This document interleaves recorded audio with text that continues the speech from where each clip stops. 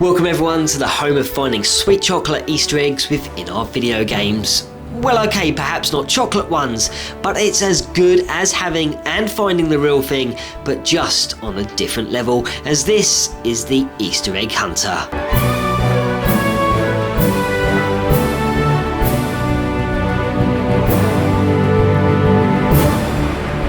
Here on the Easter Egg Hunter, I have tended to make videos that include lots of different Easter eggs from one individual title. However, on this particular installment, I'm going to show you one Easter egg which not only refers to a previous game in the series in question, but it also makes a reference to one of my favourite films of all time, Back to the Future. And how is this possible?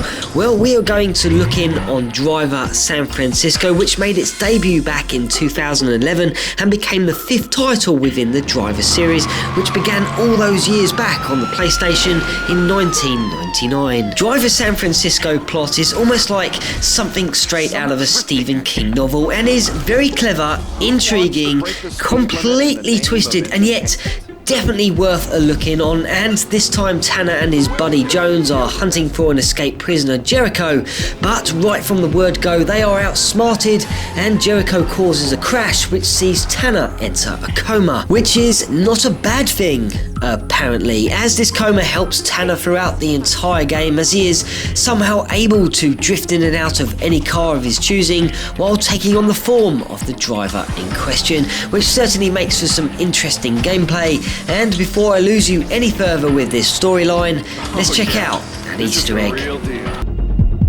Number 1. Throughout Driver San Francisco, there are various challenges, races, missions, and stunts to complete as you work your way through the storyline and the game, but to set out to activate this Easter egg I want to show you will require you having to work through the game for about an hour from the start until you are able to play an activity named Smash Activity 1, which will see you smashing down signs in a particular order while you race to the finishing line, and the more signs you smash down, the more willpower points you will gain. Once this activity has been completed, you will unlock the DeLorean DMC-12, and if you know your films or cars, you should know that this is and was famously the model used throughout the Back to the Future trilogy. Now, as long as you have 10,000 willpower points, you'll be able to approach any garage surrounding the map and purchase yourself one. And now here comes the fun part, as once you're cruising down the road in your newly acquired and totally amazing car, why not take her up to 88 miles per hour,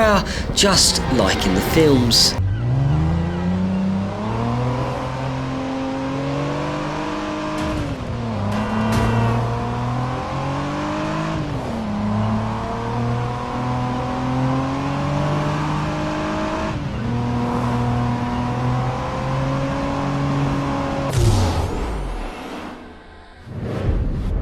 Well, with that, the first half of the Easter egg is over, and now here comes the second half. And as you can see, we have unlocked a new challenge named Blast from the Past, and as we enter this mission, I think many of you will recognise this particular challenge from somewhere else.